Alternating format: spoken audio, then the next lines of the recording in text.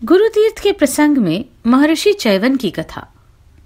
कुंजल पक्षी का अपने पुत्र उज्ज्वल को ज्ञान, व्रत और स्तोत्र का उपदेश देना। पिछले अध्याय में हमने ययाति का स्वर्ग गमन, इस कथा को सुना। वेन ने कहा, भगवान देव देवेश्वर, आपने मुझ पर कृपा करके भार्या तीर्थ, परम उत्तम पितृतीर्थ एवं परम पुण्यदायक मातृतीर्थ का वर्णन किया। ऋषिकेश, अब प्रसन्न होकर मुझे गुरु तीर्थ की महिमा बतलाइए। भगवान श्री विष्णु बोले, राजन, गुरु तीर्थ बड़ा उत्तम तीर्थ है, मैं उसका वर्णन करता हूँ। गुरु के अनुग्रह से शिष्य को लौकिक आचार व्यवहार का ज्ञान होता है, विज्ञान की प्राप्ति होती है और वह मोक्ष प्राप्त कर लेता है। जैसे सूर्य संपूर्ण लोकों को प्रकाशित करते हैं, उसी प्रकार गुरु शिष्यों को उत्तम बुद्धि देकर उनके अंतर जगत को प्रकाशपूर्ण बनाते हैं। सूर्य दिन में प्रकाश करते हैं, चंद्रमा रात में प्रकाशित होते हैं और दीपक केवल घर के भीतर उजाला करता है। परंतु गुरु अपने शिष्य के हृदय में सदा ही प्रकाश फैलाते रहते हैं। वे शिष्य के अज्ञानमय अंधकार का नाश करते हैं। अतः शिष्यों के लिए गुरु ही सबसे उत्तम तीर्थ है। यह समझकर शिष्य को उचित है कि वह सब तरह से गुरु को प्रसन्न रखे। गुरु को पुण्यमय जानकर मन, वाणी और शरीर तीनों की क्रिया से उनकी आराधना करता रहे। नृपश्रेष्ठ, भार्गव वंश में उत्पन्न महर्षि चैवन मुनियों में श्रेष्ठ थे। एक दिन उनके मन में यह विचार हुआ कि मैं इस पृथ्वी पर कब ज्ञान संपन्न होऊंगा। इस प्रकार सोचते सोचते उनके मन में यह बात आई कि मैं तीर्थ यात्रा को चलूं, क्योंकि तीर्थ यात्रा अभिष्ट फल को देने वाली है। ऐसा निश्चय करके वे पिता आदि को तथा पत्नी, पुत्र और धन को भी घर पर ही छोड़कर तीर्थ यात्रा के प्रसंग से भूतल पर विचरने लगे। मुनीश्वर चैवन ने नर्मदा, सरस्वती तथा गोदावरी आदि समस्त नदियों और समुद्र के तटों की यात्रा की। अन्य अन्य क्षेत्रों, संपूर्ण तीर्थों तथा पुण्यमय देवताओं के स्थानों में भ्रमण किया। इस प्रकार यात्रा करते हुए वे ओंकारेश्वर तीर्थ में आए और एक बरगद की शीतल छाया में बैठकर सुखपूर्वक विश्राम करने लगे। उस वृक्ष की ठंडी छाया थकावट को दूर करने वाली थी। मुनिश्रेष्ठ चैवन वहां लेट गए। लेटे लेटे ही उनके कानों में पक्षियों का मनोहर शब्द सुनाई पड़ा, जो ज्ञान विज्ञान से युक्त था। उस वृक्ष के ऊपर अपनी पत्नी के साथ एक दीर्घजीवी तोता रहता था, जो कुंजल के नाम से प्रसिद्ध था। वह तोता बड़ा ज्ञानी था। उसके उज्ज्वल, समुज्ज्वल, विज्ज्वल और कपिंजल ये 4 पुत्र थे। चारों ही माता पिता के बड़े भक्त थे। वे भूख से आकुल होने पर चारा चुगने के लिए पर्वतीय कुंजों और समस्त द्वीपों में भ्रमण किया करते। उनका चित्त बहुत एकाग्र रहता था। संध्या के समय मुनिवर चैवन के देखते देखते वे चारों तोते अपने पिता के सुंदर घोंसले में आए। वहां आकर उन सब ने माता पिता को प्रणाम किया और उन्हें चारा निवेदन करके उनके सामने खड़े हो गए। तत्पश्चात अपने पंखों की शीतल हवा से माता पिता की सेवा करने लगे। कुंजल पक्षी अपने पत्नी के साथ भोजन करके जब तृप्त हुआ, तब पुत्रों के साथ बैठकर परम पवित्र दिव्य कथाएं कहने लगा। उज्ज्वल ने कहा, पिताजी, इस समय पहले मेरे लिए उत्तम ज्ञान का वर्णन कीजिए। इसके बाद ध्यान, व्रत, पुण्य तथा भगवान के शत नाम का भी उपदेश दीजिए। कुंजल बोला, बेटा, मैं तुम्हें उस उत्तम ज्ञान का उपदेश देता हूं जिसे किसी ने इन चर्म चक्षुओं से नहीं देखा है। उसका नाम है कैवल्य, अर्थात मोक्ष। वह कैवल्य अद्वितीय और दुख से रहित है। जैसे वायु शून्य प्रदेश में रखा हुआ दीपक हवा का झोंका न लगने के कारण स्थिर भाव से जलता है और घर के समूचे अंधकार का नाश करता है, उसी प्रकार कैवल्य स्वरूप ज्ञानमय आत्मा सब दोषों से रहित और स्थिर है। उसका कोई आधार नहीं है, वही सबका आधार है। बेटा, यह आशा तृष्णा से रहित और निश्चल है। आत्मा न किसी का मित्र है न शत्रु। उसमें न शोक है, न हर्ष, न लोभ, न मात्सर्य। वह भ्रम, प्रलाप, मोह तथा दुख सुख से रहित है।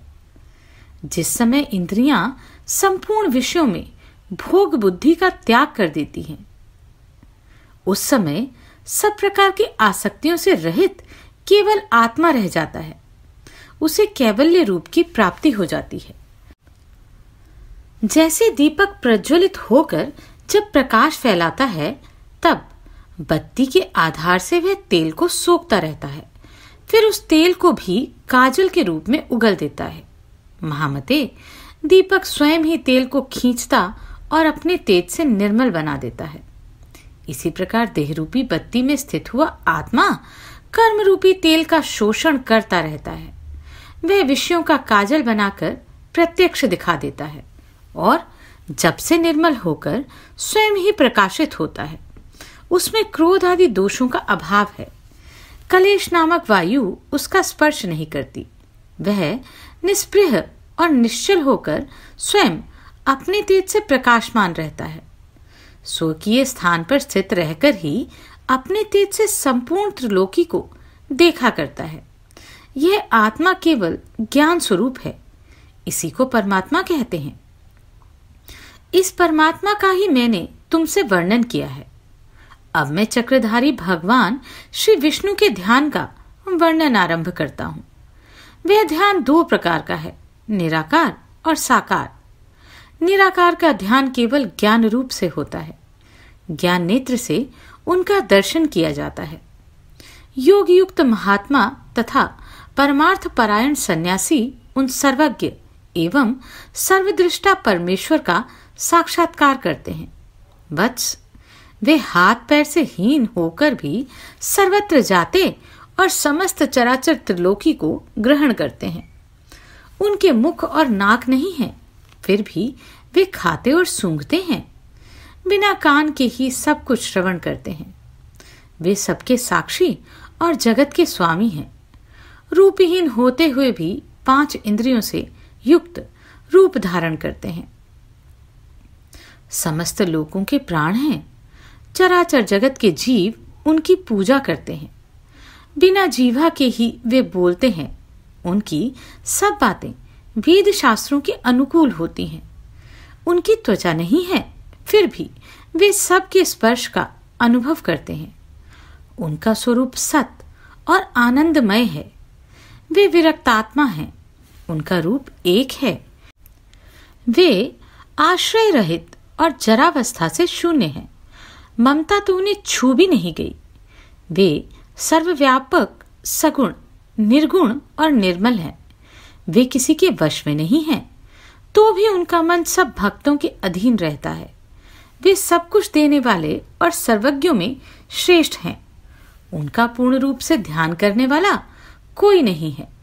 वे सर्वमय और सर्वत्र व्यापक हैं। इस प्रकार जो परमात्मा के सर्वमय स्वरूप का ध्यान करता है, वह अमृत के समान सुखदायी और आकार रहित परम पद को प्राप्त होता है। अब परमात्मा के ध्यान का दूसरा रूप साकार ध्यान बतलाता हूं। मूर्तिमान आकार के चिंतन को साकार ध्यान कहते हैं, तथा जो निरामय तत्व का चिंतन है उसे निराकार ध्यान कहा गया है। यह समस्त ब्रह्मांड, जिसकी कहीं तुलना नहीं है, भगवान की वासना से ही वासित है। भगवान में ही इसका निवास है, इसलिए उन्हें वासुदेव कहते हैं। वर्षा के लिए उन्मुख मेघ का जैसा वर्ण होता है, वैसा ही उनका भी वर्ण है। वे सूर्य के समान तेजस्वी, चतुर्भुज और देवताओं के स्वामी हैं। उनके दाहिने हाथ में से एक में सुवर्ण और रत्नों से विभूषित शंख शोभा पा रहा है। बाएं हाथ में से एक में चक्र प्रतिष्ठित है। जिसकी तेजोमयी आकृति सूर्यमंडल के समान है। कौमुद की गदा जो बड़े बड़े असुरों का विनाश करने वाली है, उन परमात्मा के दूसरे बाएं हाथ में शोभित है तथा उनके दूसरे दाहिने हाथ में सुगंधपूर्ण महान पद्म शोभा पा रहा है।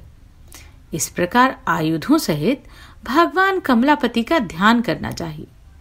शंख के समान ग्रीवा, गोल गोल मुख और पद्म पत्र के समान बड़ी बड़ी आंखें अत्यंत मनोहर जान पड़ती हैं। रत्नों के समान चमकीले दांतों से भगवान ऋषिकेश की बड़ी शोभा हो रही है। उनके घुंघराले बाल हैं, बिंबा फल के समान लाल लाल ओंठ तथा मस्तक पर धारण किए हुए किरीट से कमल नयन श्रीहरि अत्यंत सुशोभित हो रहे हैं। विशाल रूप, सुंदर नेत्र तथा कौस्तुभ मणि से उनकी कांति बहुत बढ़ गई है।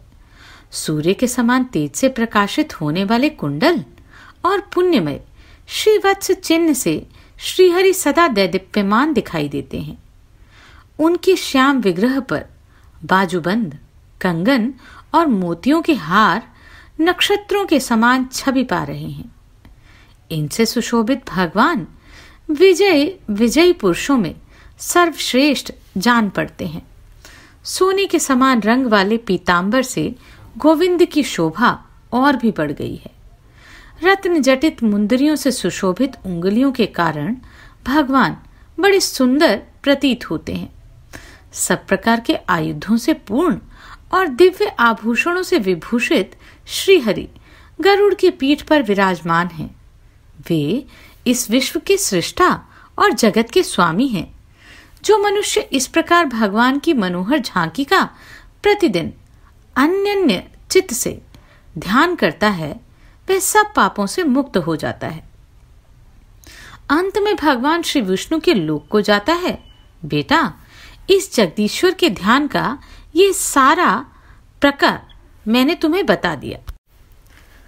अब व्रतों के भेद बताता हूं, जिनके द्वारा भगवान श्री विष्णु की आराधना होती है। जया, विजया, पापनाशिनी, जयंती, त्रिस्पृशा, वंजुली, तिलगंधा, अखंडा तथा मनोरक्षा, ये सब एकादशी या द्वादशी के भेद हैं। इनके सिवा और भी बहुत सी ऐसी तिथियां हैं जिनका प्रभाव दिव्य है। अशून्य शयन और जन्माष्टमी ये दोनों महान व्रत हैं। इन व्रतों का आचरण करने से प्राणियों के सब पाप दूर हो जाते हैं। पुत्र, अब भगवान के शतनाम स्तोत्र का वर्णन करता हूं। यह मनुष्यों की पाप राशि का नाशक और उत्तम गति प्रदान करने वाला है। विष्णु के इस शतनाम स्तोत्र के ऋषि ब्रह्मा, देवता ओंकार तथा छंद अनुष्टुप हैं। संपूर्ण कामनाओं की सिद्धि तथा मोक्ष के निमित्त इसका विनियोग किया जाता है। शतनाम स्तोत्र का विनियोग इस प्रकार है।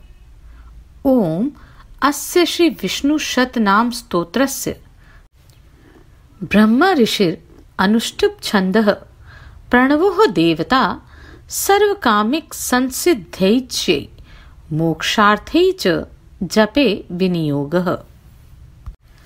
शतनाम स्तोत्र का मूल पाठ इस प्रकार है। नमाम्यहं ऋषिकेशं केशवं मधुसूदनम सूदनम सर्वदैत्यानां नारायणं नाम्यहम् जयंतम विजयम कृष्णवतम वामनम तथा विष्णुं विश्वेश्वरं पुण्यम विश्वात्मानं सुराच्युतम्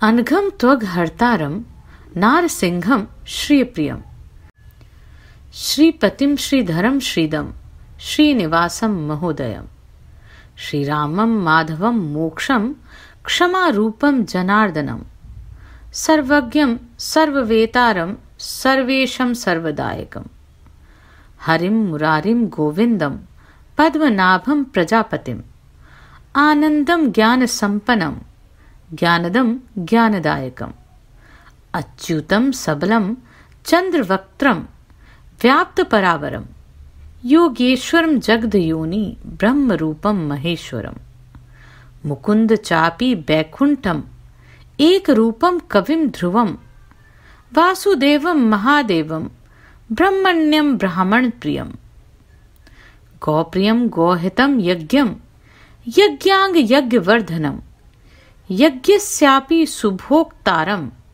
वेद वेदांग पारगम वेदज्ञम वेद रूपम तम विद्यावासम सुरेश्वरम प्रत्यक्षम च महाहंसम शंखपाणिम पुरातनम पुष्करम पुष्कराक्षम च वराम धरणीधरम प्रद्युम्न कामपालम च व्यासध्यातम महेश्वरम सर्वसौख्यम महासौख्यम सांख्यम च पुरुषोत्तमम योग्य रूपम महाज्ञानम योगीशम जितम प्रियम असुरारिम लोकनाथम पद्महस्तम गदाधरम गुहावासम सर्ववासम पुण्यवासम महाजनम वृंदानाथम बृहत्कायम पावनम पापनाशनम गोपीनाथम गोपसखम गोपालम गौगणाक्षयम परात्मानं पराधीशं कपिलं कार्यमानुषं नमामि निखिलं नित्यं मनोवाक्काये कर्मभि नाम्रां शतेनापि तु पुण्यकर्ता ये स्तोति कृष्णं मनसा स्थिरेण स यति लोकं मधुसूदनस्य व्याहाय दोषनिः पुण्यभूतः नाम्रां शतं महापुण्य सर्वपातक शोधनम अनन्य मनसा ध्यायेज पद्ययानम समन्वितः नित्यमेवं नरः पुण्यं गंगा स्नान फलं लभेत तस्मातु सुस्थिरो भूतवा समाहितः मना जपेत। ऋषिकेश अर्थात इंद्रियों के स्वामी केशव, मधुसूदन अर्थात मधु दैत्य को मारने वाले, सर्व दैत्य सूदन अर्थात संपूर्ण दैत्यों के संहारक, नारायण, अनामय अर्थात रोग शोक से रहित, जयंत, विजय, कृष्ण, अनंत, वामन, विष्णु, विश्वेश्वर, पुण्य, विश्वात्मा, सुरार्चित, देवताओं द्वारा पूजित, अनघ अर्थात पाप रहित, अर्घहर्ता, नारसिंह, श्रीप्रिय अर्थात लक्ष्मी के प्रियतम, श्रीपति, श्रीधर, श्रेद अर्थात लक्ष्मी प्रदान करने वाले, श्रीनिवास, महोदय अर्थात महान अभ्युदयशाली, श्री राम, माधव, मोक्ष, क्षमारूप, जनार्दन, सर्वज्ञ, सर्ववेता, सर्वेश्वर, सर्वदायक, हरि, मुरारी, गोविंद, पद्मनाभ, प्रजापति, आनंद, ज्ञान संपन्न, ज्ञानद, ज्ञानदायक, अच्युत, सबल, चंद्रवक्त्र अर्थात चंद्रमा के समान मनोहर मुख वाले, व्याप्त परावर अर्थात कार्य कारण रूप संपूर्ण जगत में व्याप्त, योगेश्वर, जगद योनि जगत की उत्पत्ति के स्थान, ब्रह्मरूप, महेश्वर, मुकुंद, वैकुंठ एक रूप, कवि, ध्रुव, वासुदेव, महादेव, ब्राह्मण्य, ब्राह्मण प्रिय,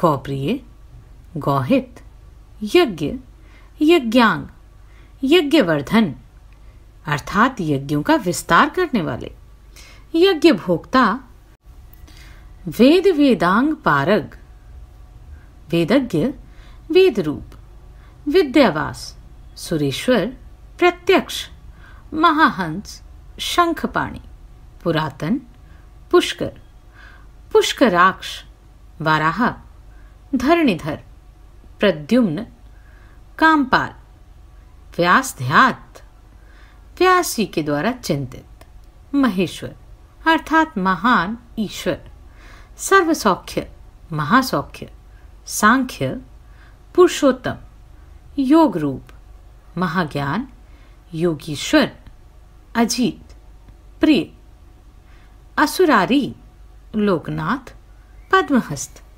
गदाधर, गुहावास, सर्ववास, पुण्यवास, महाजन, वृंदानाथ, बृहत्काय, पावन, पापनाशन, गोपीनाथ, गोपसख, गोपाल, गोगणाश्रय, परमात्मा, पराधीश, कपिल तथा कार्य मानुष अर्थात संसार का उद्धार करने के लिए मानव शरीर धारण करने वाले।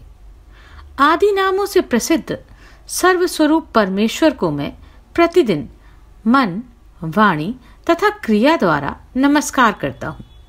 जो पुण्यात्मा पुरुष शतनाम स्तोत्र पढ़कर स्थिर चित्त से भगवान श्री कृष्ण की स्तुति करता है, वह संपूर्ण दोषों का त्याग करके इस लोक में पुण्य स्वरूप हो जाता है तथा अंत में वह भगवान मधुसूदन के लोक को प्राप्त होता है।